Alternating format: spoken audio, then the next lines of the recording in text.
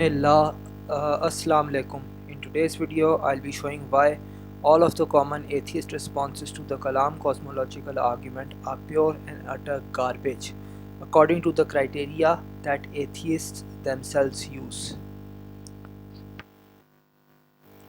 Before we get into the arguments, there are two things you need to know about: intuitions and Occam's razor. An intuition is an instinctive feeling or belief we have. Almost all atheist arguments depend on intuitions. Let's consider the problem of evil. This argument depends on two intuitions. If God is good, there would not be any unnecessary suffering, and there is unnecessary suffering. There is no evidence given for these by the atheists, and atheists do not even attempt to justify these things. These are intuitions. These are examples of intuitions. Uh, these are examples of what is typically used as evidence by atheists. Our experience and empirical or scientific evidence are also something supposedly used as evidence by atheists. For instance, a given feature of an animal happens to have nowadays, we can prove is a result of a particular physical process. Suppose there's an ancient animal fossil that has the same physical feature.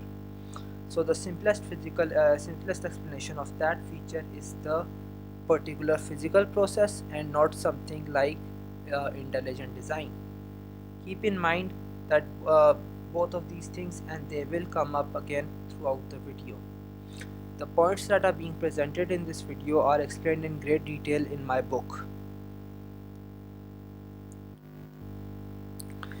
So here's a background regarding this argument. The Kalam cosmological argument is one of the most common, simplest and powerful arguments for the existence of God. The argument proves that the universe has a cause. There are only two premises to this argument. These premises are commonly challenged by atheists. I will reference the contentions from eminent atheist philosophers and scientists made in the two documentaries on the Kalam cosmological argument produced by a YouTuber named Skydive Phil. These will be linked in the video description, and these documentaries are actually quite famous among atheists. The first premise is that whatever begins to exist has a cause.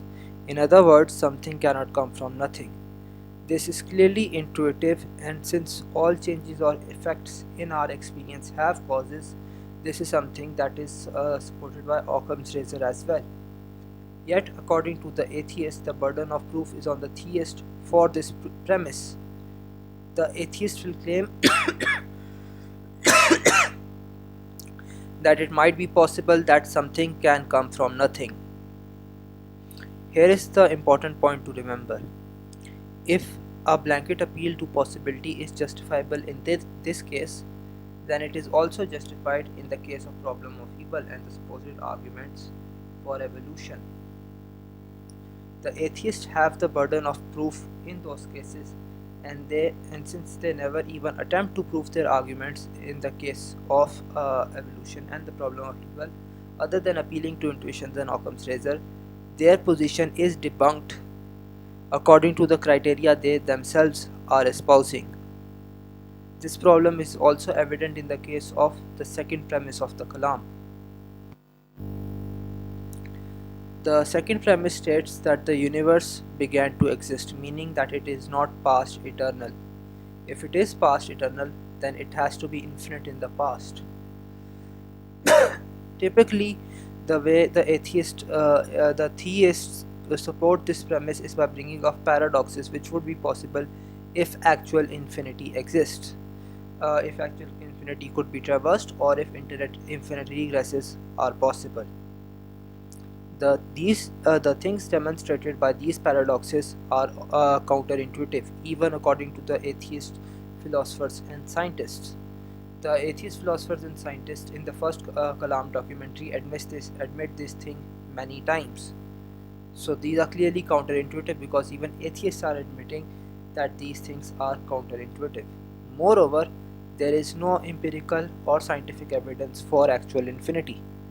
This is something that was quite surprising for me, but William Lane Craig mentioned this, and this was later admitted by Nayesh Afshordi, who is a professor of physics and astronomy at the University of Waterloo, at the 23-minute 40-second mark in the second Kalam documentary as well. So this premise is supported by both intuitions and Occam's razor.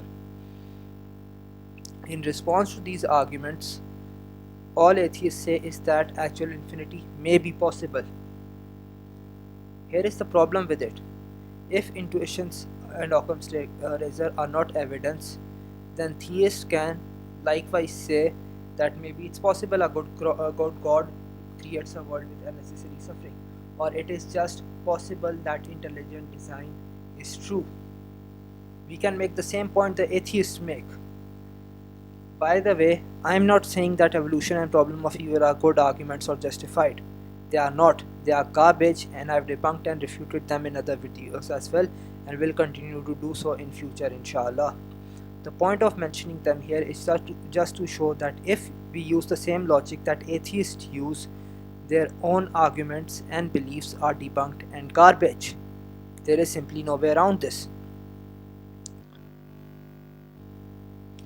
Some atheists might try to respond that they have other problems with the Kalam, not these, along with these. Those supposed problems get debunked for similar reasons, but I go into a lot more detail on all these topics in my book and in my debates and videos on this channel as well. But here is why the atheists are dishonest, desperate, and getting exposed. The atheists are also challenging these premises of the Kalam that I mentioned so far. These are proven by the criteria atheists themselves use, and yet according to the atheists, these things are not proven and should not be accepted. Guess what? Then all of the atheists whining regarding things like evolution and problem of evil is unsubstantiated and should not be accepted as well according to their own criteria. This is why atheism and atheist claims are pure and utter garbage. The blame for the current state of the debate regarding this particular topic not only lies with the atheists but on theists as well. This is something that's extremely important to remember.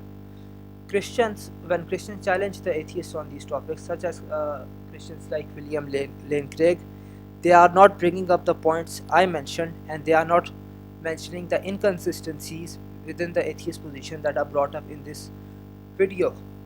Moreover, these atheists never bring up the fact that the Kalam and both of its premises are supported by both intuitions and Occam's razor, whereas the atheist arguments are just supported in very few cases either by one of these two things.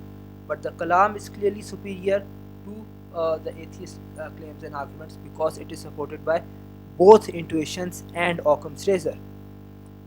The fact that Christians philosophers cannot bring up these things, such as William Lane Craig never bring up these things, is, to be blunt, a failure and weakness on the part of William Lane Craig and other Christian philosophers.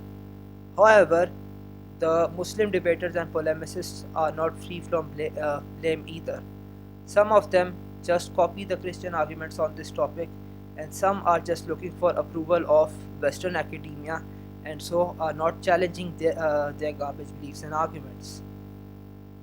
What I am doing and the approach I am using builds on a consistent epistemology and standard of evidence, and it exposes the garbage belief and arguments of Western academia. The arguments presented in this video have been tested in numerous debates which can be found on my YouTube channel. The books that I have written, including the book on this topic, are extremely thorough and powerful, as you can see in this video. You can benefit yourself and support me by buying my books. The sample chapters for my books are given in the video description, and the links to purchase the books are in the pinned comment. You can also support my work by making a donation to me. I am going through financial hardships, and the more money I get from book sales and donations, the more time I can dedicate to doing dawah work. If you are interested in making a donation, comment on this video. Lastly, I've gotten a new microphone, as you can hear, so I might remake some of my older important videos which did not get enough attention. I would lastly ask that my viewers watch through my videos without skipping them, as that causes problem for me from the YouTube algorithm. Going forward, I'll try to make videos at least once a week. Any financial help from you, big or small, will be greatly appreciated. Till next time, Assalamu alaikum.